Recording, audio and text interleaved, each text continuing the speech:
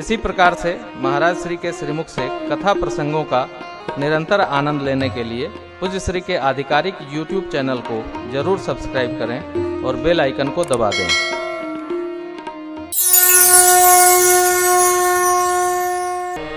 समाज की एक बड़ी अच्छी मान्यता है साहब, क्या? अरे कथा कीर्तन भजन सुमिरन ये सब बुढ़ापे का काम है कि जवानी में लइकन में ये लइकाई में जवानी में ये सब करे के चाहिए।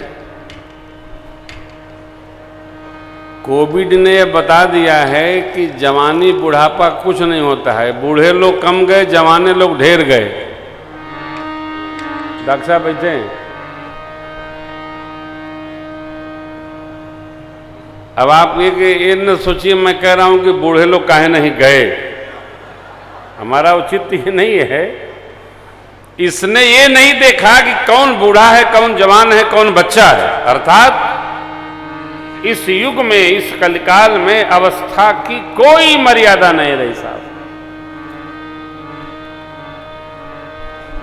और एक बात आपको सुनाऊं, न भजन करे से केहू बाबा होत है, न भजन करे से केहू बाबा होत है, और न बाबा भैला से केहू का भजन होत है।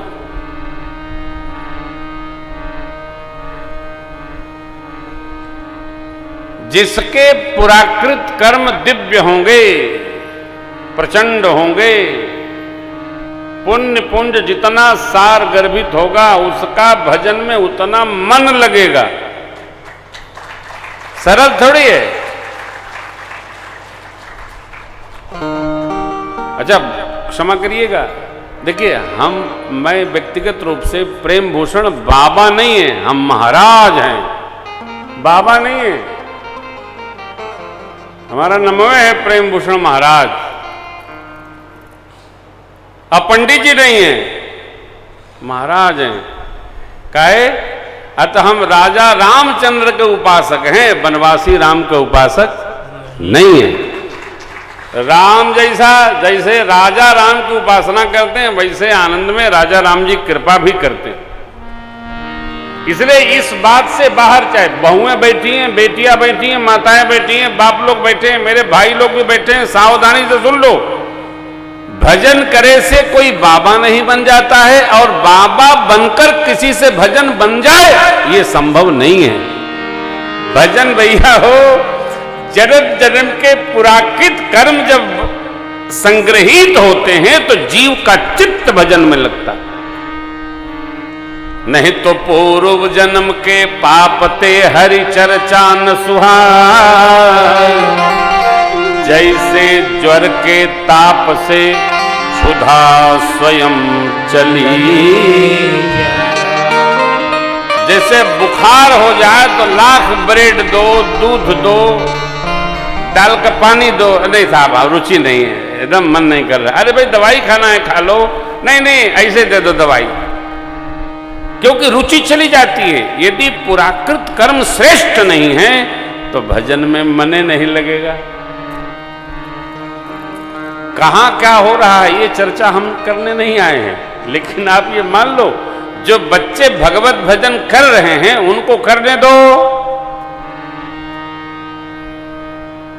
भजन करने से जीव के अंदर विकार नहीं प्रवेश करते, जीव सीधी लाइन में चलेगा। हमारा बच्चा घंटा भर भजन करता है, हमारे घर में 24 घंटा भजन के अलावा कुछ होता ही नहीं है, लेकिन कोई नहीं साधु आ रहा है। ये हमारे साथी लोग कथा के बाद ये भी भजने करते हैं और तो कुछ करते नहीं है। यूं नहीं घर छोड़ कर जा रहे हैं, ये 30 साल से चल रहे हैं हमारे संगे संगे। घर छोड़, अरे जे के छोड़ावल चाहता नहीं वो तो छोड़ते न बा। इस भ्रम से सभी माई बाप बाहर निकलिए कि कथा सुनेगा तो घर छोड़ देगा, भजन करेगा तो साधु हो जाएगा। आजकल कलयुग में लोग साधुए नहीं हो रहे हैं, सब हो रहे हैं, साधु नहीं होते साहब। जो साधु सन्यासी बनता है उसको हम दंडवत करते हैं। क्यों? इस कलयुग के प्रचंड प्रवाह में कोई सन्यासी हो गया, को वंदना का पात्र है साहब, सरल नहीं है। 12 साल कथा सुने सुने भगवान में रुचि बढ़ जाएगी, उसी प्रकार कर्तव्य बोध हो जाएगा, इसलिए राम कथा सुननी चाहिए। अनेक प्रसंग आपको सुनाऊं।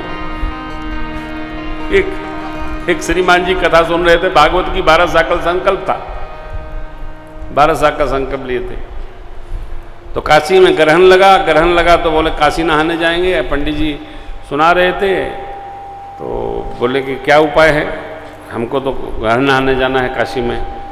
उन्होंने कहा कि अपने बेटे को संकल्प दे दीजिए, एक दिन सुन लेगा, आप नहा के आ जाइए, अगले दिन से आप सुनिए। रात में सोए तो सोचने लगे कि यदि लड़के को संकल्प दे के कथा सुनाएंगे। राम भैया थोड़ा सा ना, आप उधर चलो, जान के मुंह छिपा के, न मुंह छिपा के जियो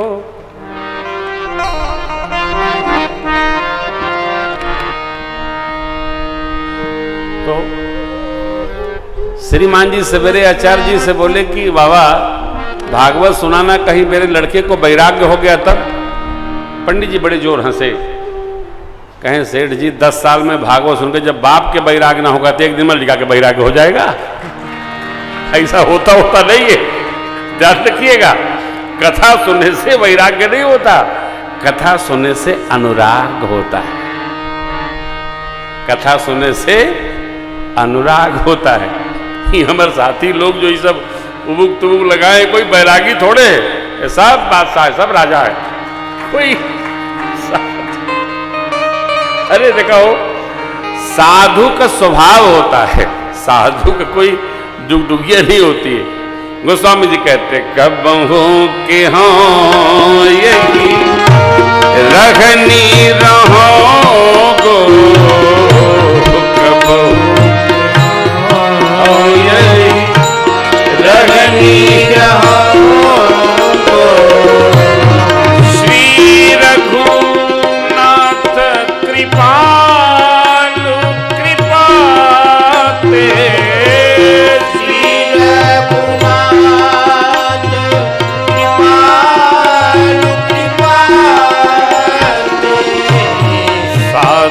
स्वभाव कहो गो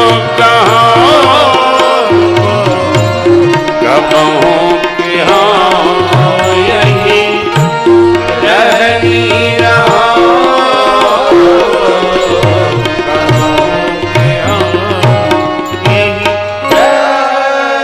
रहनी रहो। साधु का स्वभाव होता है, और स्वभाव कब होता है? जब हमारे जीवन में परमात्मा श्री राम, परमात्मा श्री कृष्ण, किसी भागवत संत के जीवन का प्रभाव उपस्थित हो, तब हमारा स्वभाव साधु का होता है। साधुता स्वीकार्य है, साधुता वेश नहीं है, साधुता व्यवहार है, साधुता जीवन है, संतत्व तपश्चर्या का परिणाम है। संत कौन है? जिसको अपनी चिंता न होकर औरों की चिंता है, वह जीव संत है। संत बिटप सरिता गिरधरनी, इन कई नाथ परहित हेतु सबन के करे। समुद्र वाली संत, वृक्ष, नदियां और धरती, इनका उपयोग क्या? तो औरों के लिए। धरती फल, अन्न, पुष्प अपने लिए नहीं देती, वो सबके लिए देती है। परहित हेतु सबन के कर। संत लोग अपने लिए चिंता नहीं करते, समाज के लिए चिंता करते हैं, धर्म के लिए चिंता करते हैं, जीव मात्र के कल्याण के लिए चिंता करते हैं। नदियां जल एकत्रित करके प्रजा के लिए, महात्माओं के लिए, भक्तों के लिए, भागवतों के लिए सब एकत्र करके पहुंचाती रहती है। वृक्ष कोई फल नहीं खाता, वृक्ष फल देते हैं किसके लिए? तो प्रजा के लिए। ये स्वभाव है, हमारे अंदर भी ये स्वभाव उपस्थित हुआ, किसी भी प्रकार केवल अपना नहीं हो। अपने लिए तो सब हाय हाय करते हैं हो, जो सबके लिए चल रहा है, सबके लिए कर रहा है, ये वेद भगवान कहते हैं मनुर्भव। क्या कहते हैं? मनुष्य बनो। अरे हम तो मनुष्य हैं, नहीं है।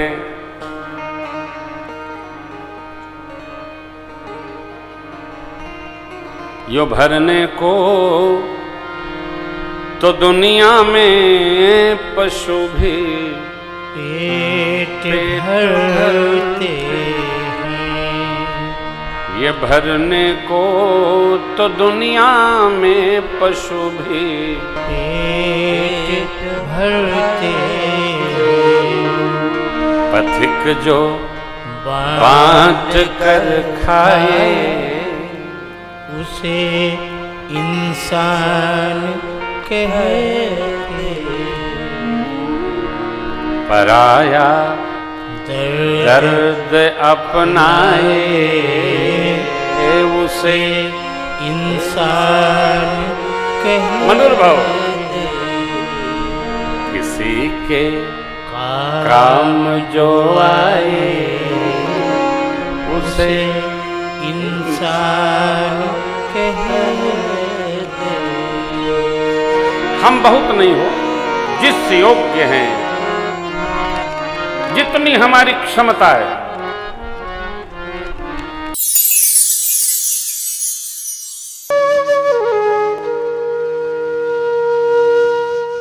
इसी तरह सुनते रहिए, चैनल को सब्सक्राइब करिए, बेल आइकन को दबा दीजिए और पुण्य अर्जन के लिए अपनों में शेयर करिए।